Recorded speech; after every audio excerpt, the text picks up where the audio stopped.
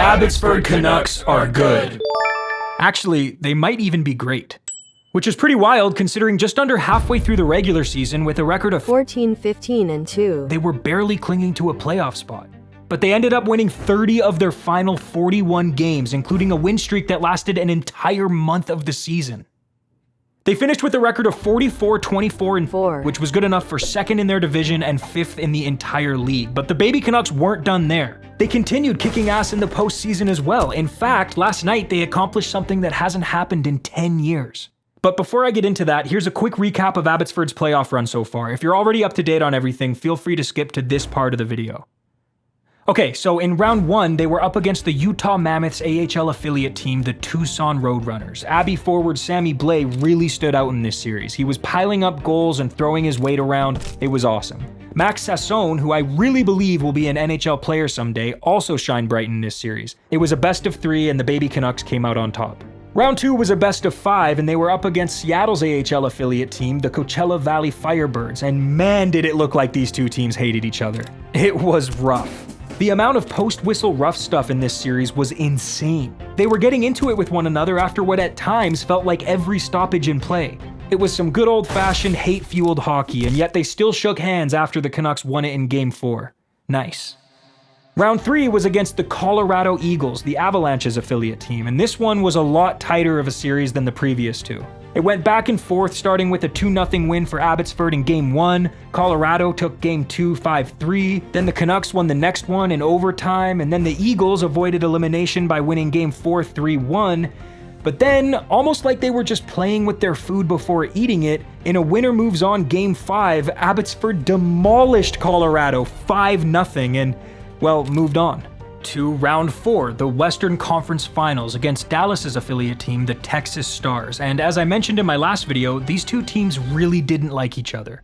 Abbotsford was able to jump out to a 2-0 series lead on the back of some incredible goaltending from Šilovs, who only allowed a combined 2 goals in the first 2 games, but when the series went back to Texas, it looked like the Stars had figured Artie out at least a little bit, because in the next 2 games, they found a way to put a combined 9 past him, but that only resulted in 1 loss for Abbotsford.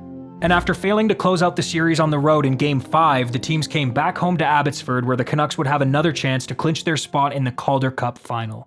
And that brings us to what happened last night, Game 6 of the Calder Cup Western Conference final between the Abbotsford Canucks and the Texas Stars. Phil DiGiuseppe had a chance to score early, but Texas goaltender Magnus Hellberg said no. Former Stanley Cup winner Sammy Blais hit a guy, and then watch this. This is one of the strangest things I've ever seen happen in a hockey game.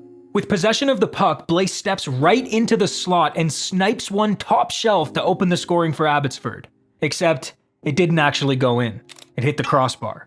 And while half of the Baby Canucks on the ice were celebrating, Texas took the puck the other way and scored. What? What a ridiculous sequence that was. 1-0 Stars. Nielsen laid a big hit, DiGiuseppe and Lind gave each other a big hug, Šilovs made a nice save, Šilovs then made an incredible save, Texas scored. 2-0 Stars. I didn't like where this game was headed at this point. Down by 2 with barely a minute left in the second period, I wanted to huck my laptop off the Lionsgate. The Canucks weren't just fighting the clock, they were up against a hot goalie. Hellberg was stopping everything they threw his way up until this point, and I've watched enough hockey to know that sometimes goalies go God mode and win games for their team, especially in the playoffs. But that's when the local boy Arshdeep Bains stood up and said, "Hey, enough of this! I'ma get one!" And he got one. He bashed home a rebound for his second goal of the playoffs, and just like that, it was a 1-goal game heading into the final frame. Beautiful. Now, I don't like to exaggerate, so I'm gonna be as honest as I can here. The Canucks made the Stars look like a peewee team in the third. I watched the whole period and I don't remember a single second of it taking place in Abbotsford's end of the ice. It was magnificent. This team is magnificent. I feel magnificent. And guess which Canuck scored the tying goal? It was the other Surrey-born BC kid, Jujhar Khaira, 2-2, tie game. And then guess which Canuck scored the game-winning goal? It was Max Money Sasson! 3-2 Abbotsford.